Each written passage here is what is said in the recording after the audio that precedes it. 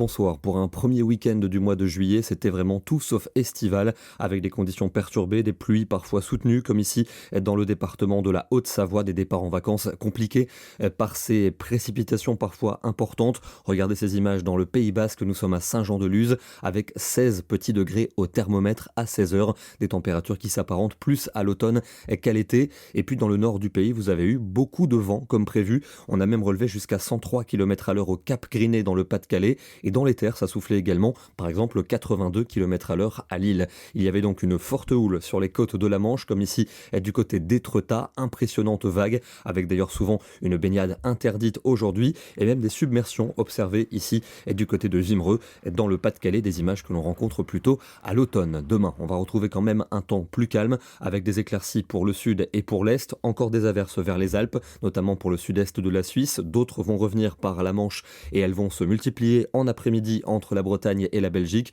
avec un vent encore sensible. Le soleil sera bien plus généreux entre la Bourgogne et la Méditerranée, et nous aurons encore des averses pour les Alpes et pour la montagne corse.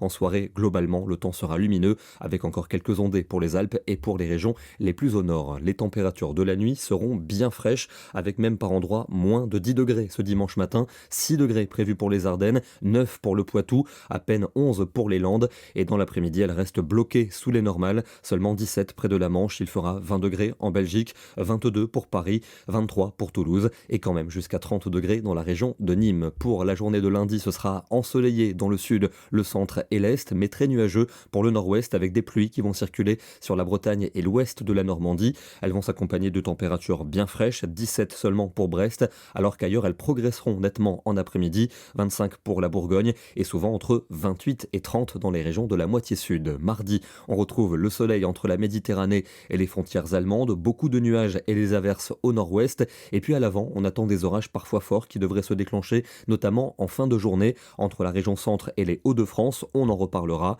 Les températures vont atteindre un pic de chaleur à l'avant de ces orages, c'est-à-dire dans le sud, le centre et l'est du pays, où les maximales pourront atteindre 30 à 33 degrés. Au même moment, il ne fera que 20 à 22 degrés en Bretagne. C'est un air un peu plus frais qui va nous concerner pour mercredi, même si les températures resteront correctes. Encore quelques averses à caractère orageux, surtout entre l'Auvergne et les frontières allemandes. On va retrouver un temps sans doute plus calme pour jeudi, partagé entre nuages et éclaircies, quelques ondées localisées au nord et vers les montagnes. Un temps très chaud pour la Méditerranée, où on pourrait atteindre la barre des 35 degrés. Pour vendredi, de nouveaux orages pourraient se déclencher, notamment dans le centre et l'est, avec à nouveau une baisse des températures, et puis un air relativement frais pour samedi, avec un risque d'averse plus net en allant vers l'est du pays. On termine dans le département de l'Hérault, où il y a eu des orages la nuit dernière. Ils se sont développés hier soir près des Pyrénées et ont débordé jusque dans une partie de l'Occitanie, avec ici de jolis impacts de foudre capturés par Baptiste Monterosso. Demain, nous serons le dimanche 7 juillet et nous fêtons la Saint-Raoul. Bonne soirée, bon dimanche et à demain.